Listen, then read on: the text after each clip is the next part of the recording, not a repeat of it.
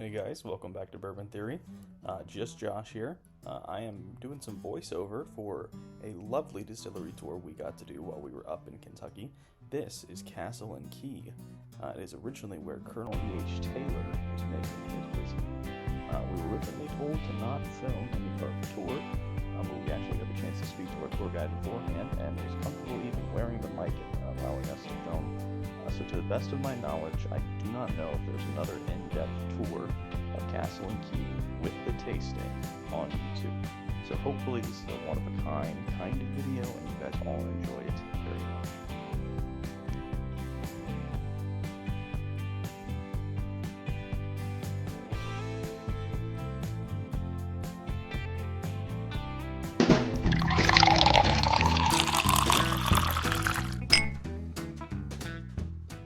All right, folks, I like to do things a little different than most tour guides, though, and I'd rather give you a brief rundown of what everything is right here and give you more time around those fermentation tanks. Everybody okay with that? Perfect. So with that being said, back behind you guys on that left-hand wall are going to sit our 4 grain bins. They hold our corn, wheat, malted barley, and our rye. Grain is delivered in the back of the distillery and sent to the front using a pneumatic tube system. As a matter of fact, if you see that big black pipe, that's Taylor's ghost. If you see the black pipe in the back left wall between those 2 windows, that is the exact path that grain takes from the truck in the back of the distillery all the way up to its grain bin. Once you have your grains in your grain bin, though, you've got to crush them up in order to cook them. And that is where that big blue device down below comes in hand. That is what we call our roller mill. It's going to crush those grains to the consistency we need for them to be cooked. Once you have your crushed grain, you then bring it to the room back behind myself to one of our 2 scale hoppers. Those guys are going to act as a giant measuring cup to hold your recipe or your mash bill for what you're about to distill. Grains drop down a floor below. They go through the cooking process. They'll get cooled down and eventually will make their way into one of those 15 open fermentation tanks in the room in front of us. It is at that point when your mash is in that tank, you will then add your yeast. Over the next 3 to 4 days, that yeast will slowly start to wake up and eat the sugars produced by those grains. Doing so, it's going to give you heat, CO2, and alcohol. We all like that last part, right? Ooh, remember, there we go. I love it, right? Yeah. With all that being said, though, it is a very, very visual process. What I mean by that is day 1 kind of looks like a bowl of soup or oatmeal that Marius left out overnight that we now have to go and pick up the next morning, right? Whereas day 2, when that yeast finally starts to wake up and starts releasing that CO2, you get a lot of vigorous bubbling, right? Almost looks like a rolling boil or a jacuzzi. As a matter of fact, if you ever go to another distillery, any tank that is super bubbly and active, it's younger in its cycle, right? It's not towards the end, it's going to be fairly new. Now day 3 rolls around, the bubbling starts to slow down and a crust will start to form over top. And then ultimately by day 4, you should have a thick crust over top, no activity in the center, and nothing around the edges. Day 4 is that sweet spot that we're looking for us to send to the still. You hear me back there, okay? Okay, I was like, I just want to make sure. But day 4 is the sweet spot that we're looking for to send to the still. Any questions? Okay. When we head inside, does everybody see that tank? The second one right in front of us, the one with all the steam on it? That guy is currently being steam cleaned, and it is 300 to 400 degrees right now. I don't want to touch it, and I don't want you to touch it either, okay? All right, folks, these first 2 tanks are the best examples of the beginning of that process, or that fermentation process. What I mean by that is this is a day 1 tank. You can feel the side of this tank. It's quite cool to the touch because that yeast is either yet to have been added or yet to wake up. Whereas back behind it, you see that tank with all the bubbling. That guy is about 12 hours or so into the fermentation process. That yeast is finally starting to wake up, and it's about to roll into day 2 of its fermentation cycle. So, this is that oatmeal that Marius left out overnight. Now it's got the yeast in it, starting to ferment, and now it's on day 2. But everybody feel the side of this before we take off, okay? It's going to come in hand when we get down there. This is where Tyler likes to hide out and take his lunch break, so don't tell anybody, okay? Don't get me in trouble. All right, folks, so we saw day 1 and day 2 of the fermentation process. On my side, I've got a day 3. You can come over and see that bubbling is still quite active, but a crust is starting to form. You can feel the side of the tank. It's a little bit warm to the touch.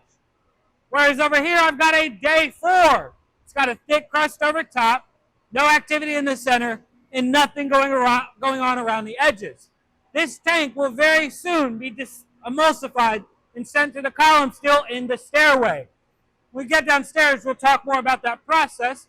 But I do think it is quite interesting with all of these fermentation tanks in here today, because it's not often you walk in and you can look at a tank at first glance and be able to know exactly what that mash bill is, right?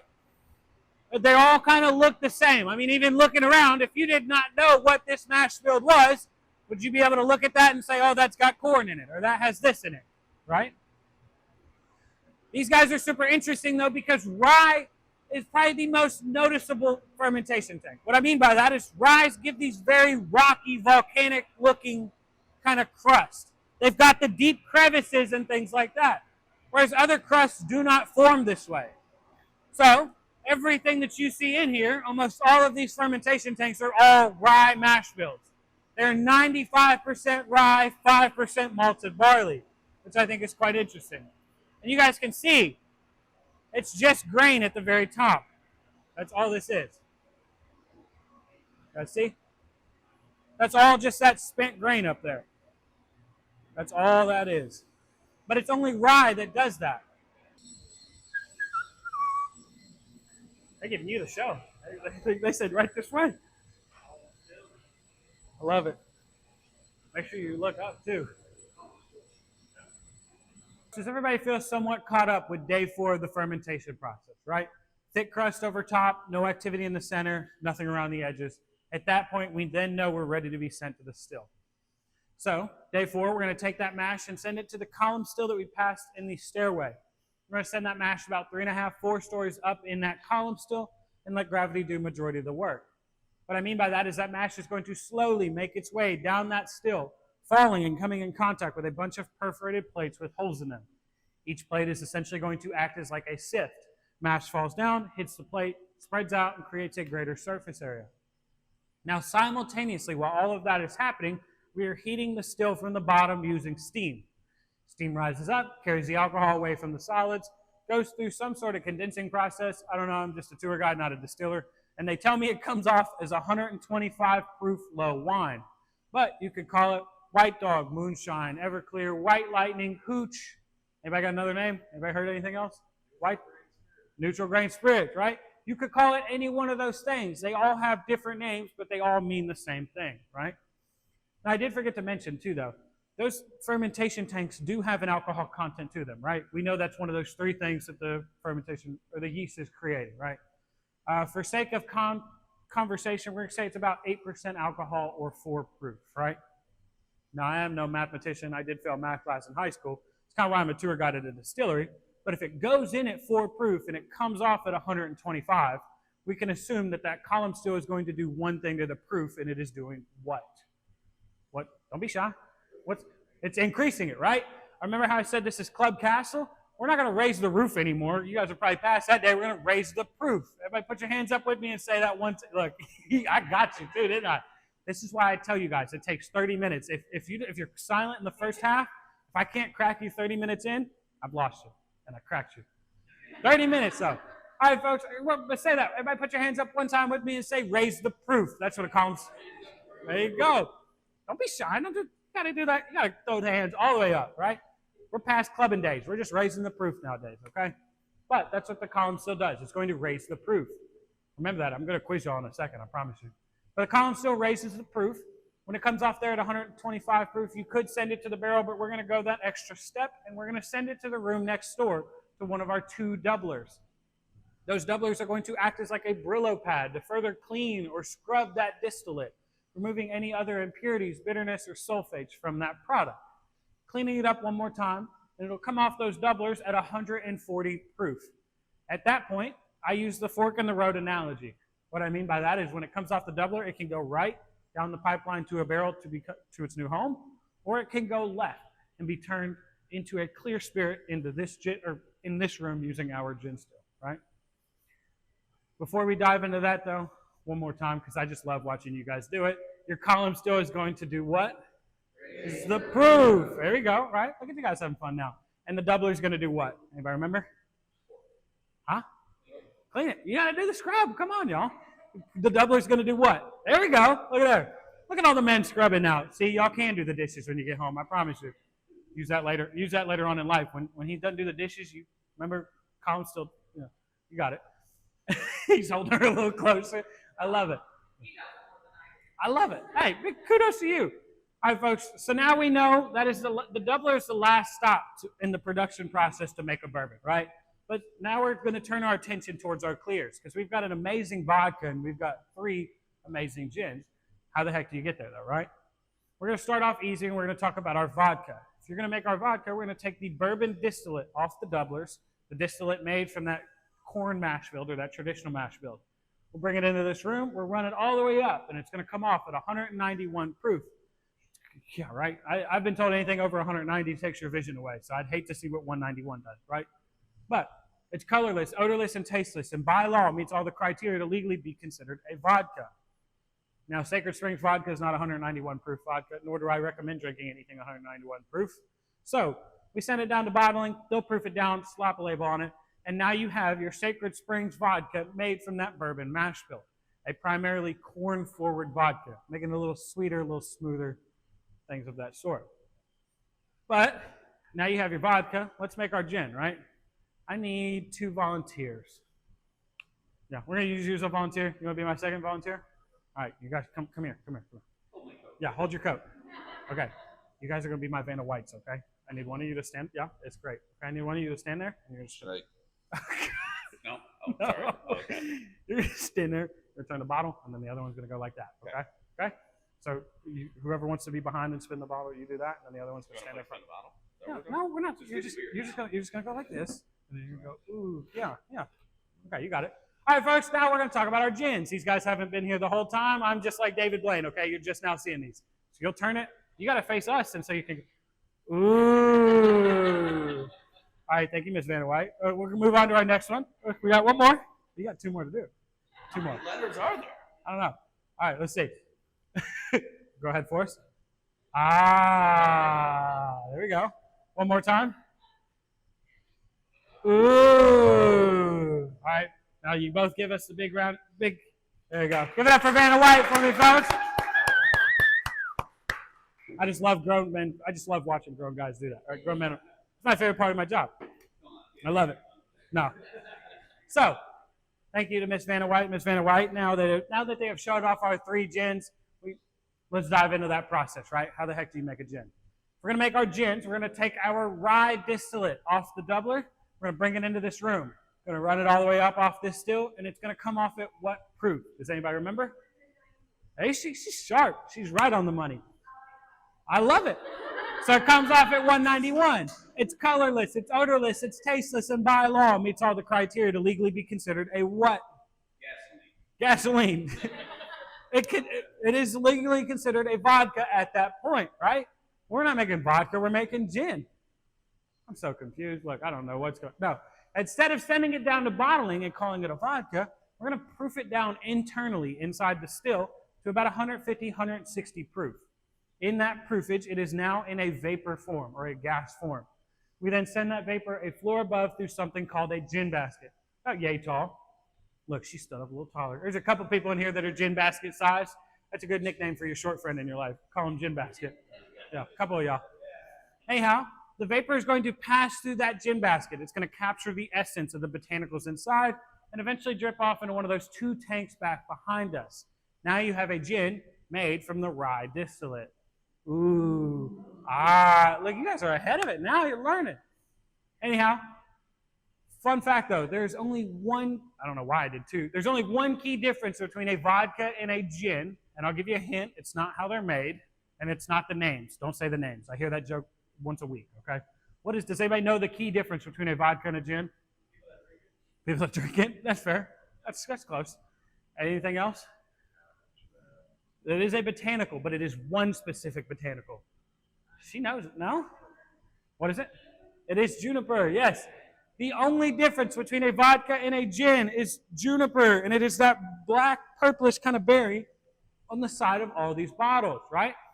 Juniper is not, ooh, I like it. Juniper is not only what makes gin a gin, but it's also what gives gin its signature flavor, right?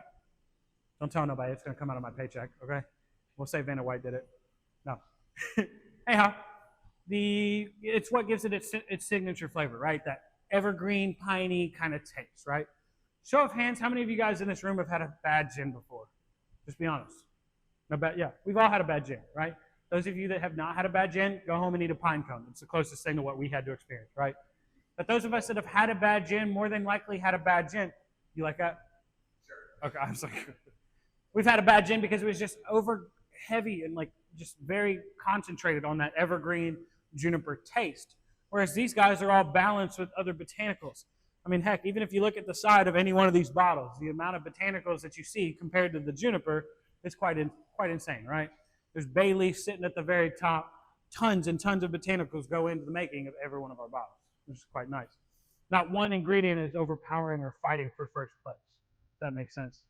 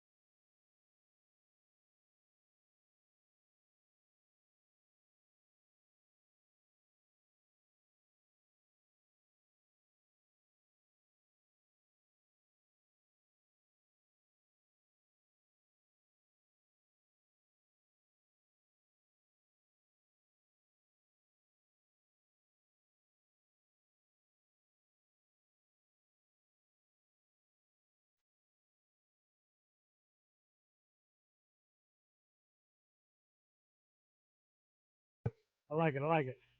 All right, folks, I want to welcome you all to Kentucky's version of the Great Lakes. No, I'm just teasing. But if you do walk up to the pond, you may see some fish inside. If not, it's because they're koi. Ah, look, I got him. That's a double header for you right there, folks. Now, in all seriousness, though, I do want to welcome you, though, to the Sunken Garden. In the beginning of the tour, I had somebody ask me, what's the point of the castle, or why a castle, right? Just like the Sunken Garden, everything that E.H. Taylor built was all built in an attempt to bring as many guests out to his distillery as possible. He built a castle thinking people would want to come drink bourbon. Oh, don't let me lose you yet. She's already yawning. She said, boo, castles. No, but he built the castle thinking people would want to come drink bourbon in a castle. He built a sunken garden thinking people would want to come have lovely cocktail hours in a beautiful sunken garden. He built a spring house thinking people would want to come get drunk and party in a spring house, right? All in all, everything you see before you had an intention when it was built. It's just another way to draw somebody out, which I think is quite interesting. But the idea for the sunken garden actually came from when Taylor was in his youth, well before he ever got into distilling. What I mean by that is during his youth, he did some touring around Europe, and it's at that point that he found the German beer garden. He saw people gather together enjoying this beer in these elaborate gardens and said, why can't we do the same exact thing back home in Kentucky, just using bourbon? So now you have the birth of your Kentucky bourbon garden, which I think is quite neat. Get that? Come on, bourbon, neat, come on. Ah, she got it, I know. No, but with that being said, so now you have your sunken garden, right? Or your Kentucky bourbon. You're thinking raise the proof still. He's riding that high out over there. He's loving it. I love it. But now you have your Kentucky bourbon garden, but he had no idea how he was going to design it. Taylor actually drew his inspiration off the two sunken gardens in front of Windsor Palace in England. He actually drew, so in its heyday, when Taylor had his two sunken gardens, they were identical copies to the ones in front of Windsor Palace. So, idea from the German beer garden, now they're modeled after the ones in front of Windsor. And again, the idea was just to bring people out. There were many lovely cocktail hours and events that Taylor hosted down here just as a way to bring people or get his spirit in as many hands as possible. Now, words are hard. It's my third tour of the day. You think I'd have it down by now. All in all, though, we still try to honor Taylor's tradition by doing a lot of the same things that he did. We have many weddings down here, corporate events, picnics, and we run our tours through here day in and day out. It's even been talked about that maybe here someday in the near future, we have a ticketed event or a private ticketed event where you come and you get dressed up in your great ball gown or your greatest Gatsby fit, and you come out and have a lovely cocktail hour in the sunken garden and party, just like Taylor and his guests did back in the 1900s. I don't know about you guys, but that sounds like one heck of an idea, right? Where's the couple in the back? This is when you elbow him and you say, let's go. You know, you plan on that. Anybody thirsty? Yeah. Wait, you ready? Will you give us a sign? Let's go. There you go. Let's go drink, folks. Right this way.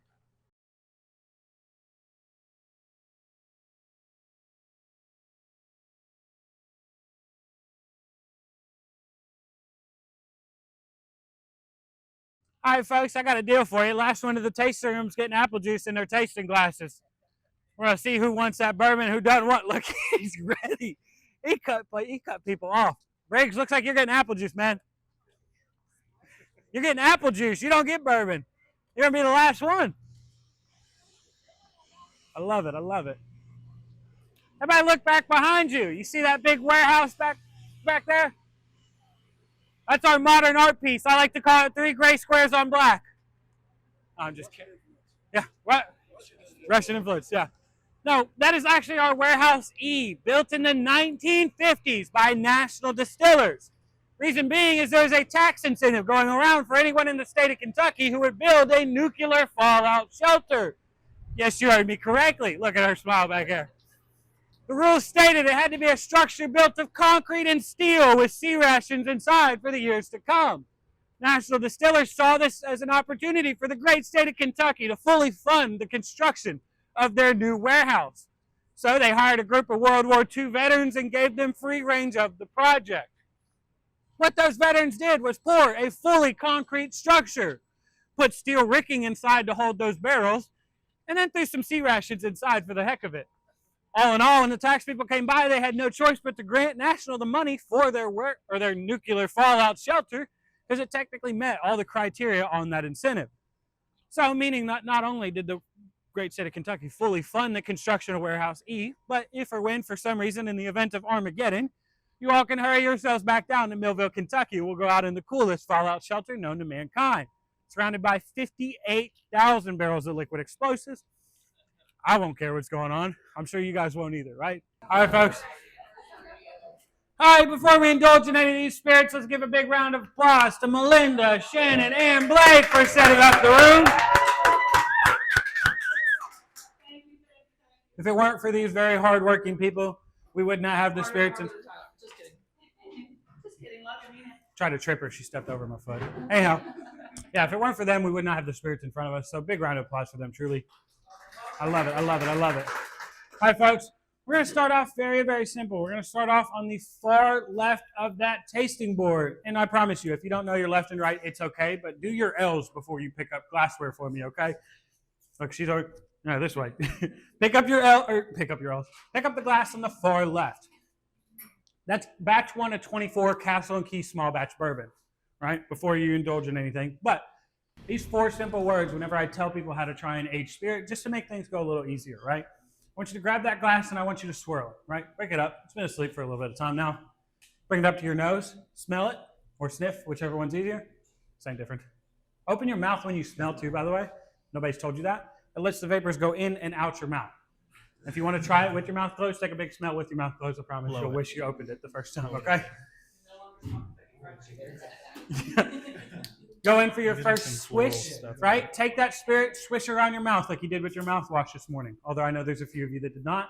I'm not going to name names. It was Briggs. And then go in for your sip, right? Swirl, sniff, swish, and sip. Super easy. That swish coats your palate with the flavor. It takes that initial hit of the spirit, right? It takes that first bite, if you will, the alcohol, the ethanol. But as you sip, it'll start to mellow. Once again, this is batch 1 of 24 Castle and Key small batch bourbon. Now, the reason I know that isn't because I'm great at my job or I've done this 100 times now. Believe me, ask Melinda, she'll tell you otherwise. But it's because there's a couple of key features on the front of every bottle that tell you what you're drinking relatively quickly, right? First and foremost, that gold plate on the very bottom is going to tell you the year that it was bottled. This one's going to say 2024. Underneath the castle and key at the very top, you're going to see two words that read small batch, right? So far, in a matter of seconds, we know that this is a small batch from 2024, right?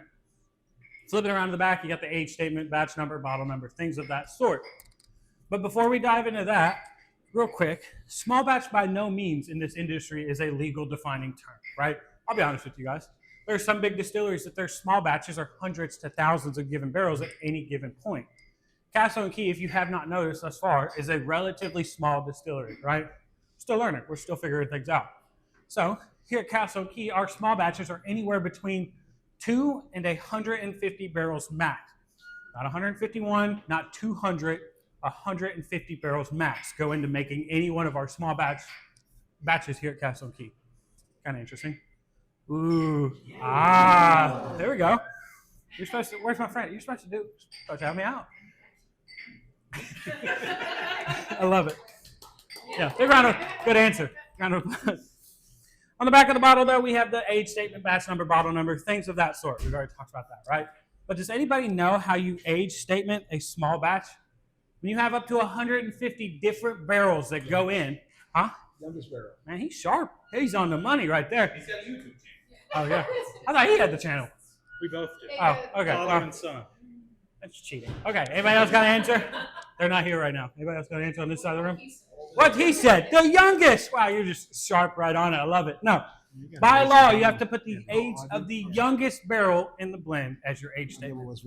So, just because this guy says that it is a 4-year on the very back does not mean that there are 150 4-year barrels in this batch, right? Just 4 is the youngest. Could have 5, 6, 7s, or 8s. But by law, there's 1 4, making it a 4-year. Shoot, being a tour guide's hard. It's just yelling at people all day. All right, folks. Grab that second glass, the one in the middle. We're going to do something just... What? Oh, you didn't even drink yet? Oh, well, you can finish while I'm talking. And we're going to do something a little different with this guy, though. You know how we swirl, really sniff, swish, and sip? After you take your first swish or sip of this spirit, take a bite of that bourbon ball on your plate, right? We're going to do a sip, bite, sip method. Try the rye by itself, try the chocolate by itself. See how they marry and make such a great couple, right? While you're doing that, I'll tell you what you're drinking. You guys are drinking batch 2 of 23 Restoration Rye Whiskey. This is my personal favorite bottle here at this distillery. It's smooth, it's sweet, it's not very harsh or intimidating by any means. All in my opinion, though. That's the fun part about bourbon or these spirits is everybody has their own palate and everything is complete. Everyone's completely different. But let's see. I think the reason this guy is such a nice, smooth, sweet rye is partly due to the fact that it's only about 63% rye. You guys remember when we looked at those fermentation tanks and I said that the ones are 95% rye, 5% malted barley, not a grain of corn in that? This guy is only 63%. And if you did not know, in order to be a rye whiskey, you got to be at least 51% rye. So far today, we know that the bare minimum is 51. We've seen the max at 95. And now we're drinking something that is a nice balanced in between, 63%. Now, just show of hands real quick. How many of you guys agree with me and think that's a really good rye whiskey? Just show of hands. Yeah. Right? All right. We're going to flip the script. How many of you guys would disagree? How many of you guys are like, it's not my personal favorite? No shame. Just raise your hand. 1, 2, we got. Anybody else? It's okay. You guys down there all like it? Perfect. Grow up. I'm just kidding. Call us when you have some taste. Yeah, call us when you got. Yeah, come back when you get some flavor or you got the taste. That's been my new favorite drug. I just tried that on a whim today, and it's hit all 3 tours. So I think I'm on to something. Oh yeah, I love it. No, the good thing is, or I like that you guys we have some differences, right? Because here at Castle and Key, we know that all of our aged spirits are small batches, right? We didn't like the idea that our first bourbon was our best bourbon and our second couldn't have been any better. Or couldn't be better than the first one. So each small batch is completely unique and different in its own ways. Different aromas, different colors, different flavors, all completely unique. So with that being said, for the majority of the room that raised their hand and has a good palate, those of you that like batch 2, looks you about spouted water. For those of us that liked batch 2 of 23 rye, bulk up on these guys. Grab as many of them as you can, because when batch 2 of 23 rye runs out, that may be the last time this, look, you got it, maybe the last time this flavor profile ever exists. here at this distillery. So if you like it, bulk up on it. Luckily for you guys, if you find one that you're not too favorable of, I don't want you to throw in the rag just yet, though. I want you to continue trying. Because all that means is you just may not be favorable of batch 2 of 23 rye. Off palate day. It changes, right, yeah. But batch 3 could be the best rye whiskey you've ever had. Batch 1 of 24 could be the best rye whiskey. They're all going to be unique in their own ways. It does. And so does your palate, too, right? Now, I don't know about you guys, but I think that is probably the best marketing I've ever heard. If you don't like it, keep drinking. If you love it, pour it up on it like it's going out of style, right? I love it. All right, folks. We're moving on real quick. Finish up that glass of water if you haven't, or at least just take a big sip. Cleanse your palate one more time. Because now we're going from neat pours to cocktails, which is fun. Everybody likes a good cocktail, right? Okay, she's ready. Yeah, so we're going to raise our glass real nice and high up in the sky. We're going to cheers our friends, cheers your neighbor, cheers the person. Just cheers to having a good time. Cheers to hanging out with each other. We have 2 different engagements, don't we? Cheers to the lovely couples. Did we have a birthday? No, we didn't. Just 2 engagements. Cheers to the new lovely couples. We wish you well, right? Go ahead and start drinking on that. What you guys are drinking there is, right? I call it the ooh-ah. Now you know why we've been going ooh-ah. What did you say? No, come on. Share with the class. I said, yeah, we got the oohs, and the Love it. Now, what you guys are drinking is what we call our paper train. It's a riff on a paper plane. We just have an old train station and not a landing strip, okay? Makes sense when you think about it, right? No, but if you don't know, the paper plane is essentially just an elevated whiskey sour. Now, this is a little different than most of the cocktails that we normally have in our tasting room, right? Most of them are going to be like 2, 3 ingredient, bare minimum cocktails. This is truly a fully crafted, top to bottom cocktail, one of our signatures here at Castle and Key. And I really, really love having it in this room, mainly because it tastes great. But 2, on top of that, if you did not know, its base is batch 1 of 24 bourbon. Everybody remember this guy? Right? This is the first thing you tried. So not only have you just sampled this bourbon neat on its own, no water, no ice, no nothing added to it, now you get to see how it holds up in a cocktail, which I think is quite nice. Now I'm going to throw a whole bunch of ingredients at you real quick. That way you guys can make this at home if you'd like. Don't stress trying to remember them, okay? All you got to do is go to the Castle and Key website. Under Craft and Heritage, you'll find our recipe book, and the recipe, or this one is called the what? Paper trail. It's called the paper trail. I love it. No, it's called the paper train. That's what you guys are looking for, right? But once again, the base of this guy is batch 1 of 24 bourbon. And it's got a little Aperol in it, a little Cardamaro. What else is there? Club soda and a little bit of lemon juice, right? All just to give it that nice lift. It's so good, right? If you did not know what Cardamaro is or Aperol are, they're both digestifs. They're meant to make you thirsty or hungry as you continue to sip. It's what gives it that refreshing taste after each sip, right? There you go. Works. All right, folks. I'm going to go ahead and start wrapping things up here, though.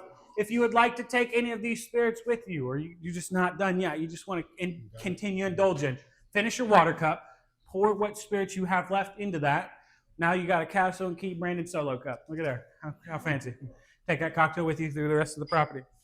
And once I'm done talking, though, we'll stand on up, just like Disney World. We'll exit out into the retail space, because all good rides end with a trip to the gift shop, right? But before we do go, got a nice little deal going on for you guys. Anybody with a blue wristband on today gets 10% off any individual bottle in the retail space. Just ask Briggs for that discount when he goes to check you out, right? There you go. Show it off, Anna. Now, unfortunately, that does not count or include the wheated bourbon. I asked Shannon back there. She told me no. But the way I see it is all the savings you're stacking up on all those bottles, that wheated starts to look a little cheaper and cheaper. What do they call it? Girl math? Take all your savings, roll it over, and now that's a free bottle. I love it. I love it. Look, you like that's what it took you the hour to crack you, but the girl math, I love it. But with that being said, though, folks, you guys have been a really great group. I love the energy, love the jokes, and all good things must come to the end. So this is all I got for you, folks. Thank you. We'll exit out in the retail space, and we'll see you in a second. Thank you, folks.